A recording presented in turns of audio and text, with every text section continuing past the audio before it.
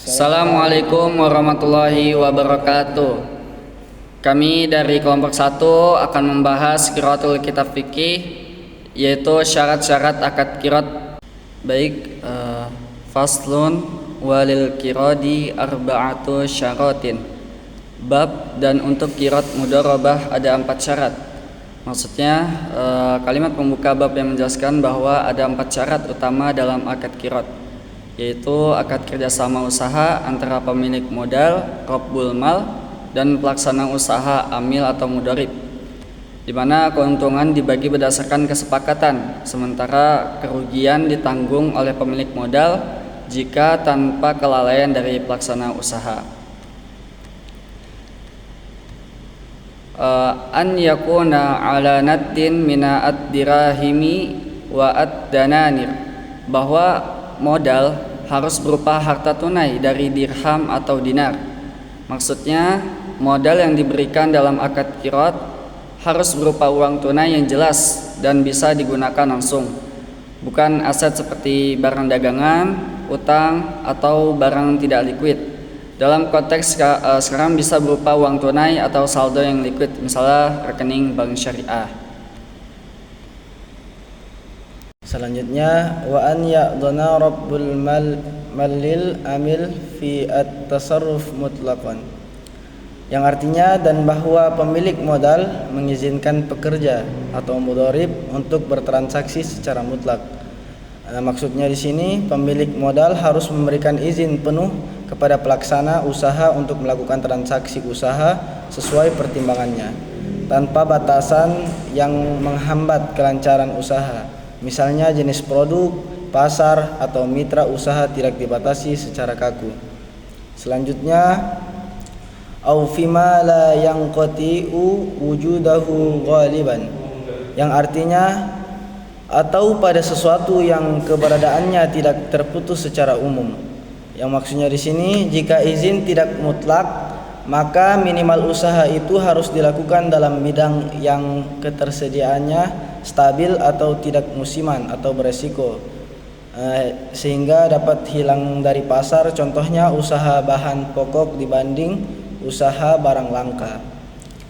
Selanjutnya, wa ayyushrata lahu juz'un malumun min arib, yang artinya dan disyaratkan baginya pemilik modal bagian keuntungan yang diketahui.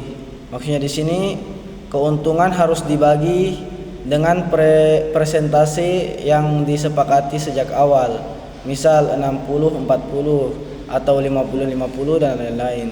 Tidak boleh dalam bentuk nilai tetap, misal kamu dapat 1 juta, karena itu mengandung unsur gharar, ketidakjelasan. Selanjutnya, wa an la yaqdara muddatuhu, yang artinya tidak boleh ditentukan jangka waktunya.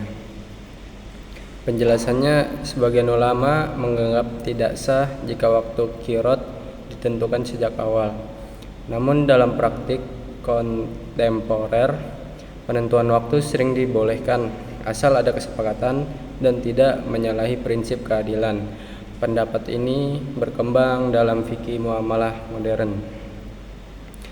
Lalu, wala damana ala al-amil ila bitta'adin au tafrid, yang artinya dan tidak ada tanggungan atas pekerja kecuali jika terjadi kelalaian atau penyimpangan.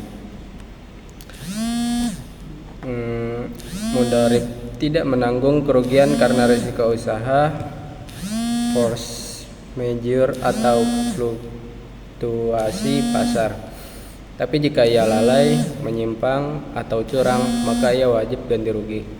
Contoh kelalaiannya seperti tidak menjaga barang modal atau menyimpang dari bidang usaha yang disepakati. Lalu, wa iza hasala ribahun wa khusranun jubira al khusran, bi'arrib, artinya dan jika terjadi keuntungan dan kerugian, maka kerugian ditutupi dengan keuntungan. Penjelasannya, kalau dalam satu periode usaha ada untung dan rugi, maka kerugian dikompensasikan dari keuntungan. Pembagian hasil hanya dilakukan setelah semua kerugian tertutup, agar tidak membagi keuntungan semua atau fiktif.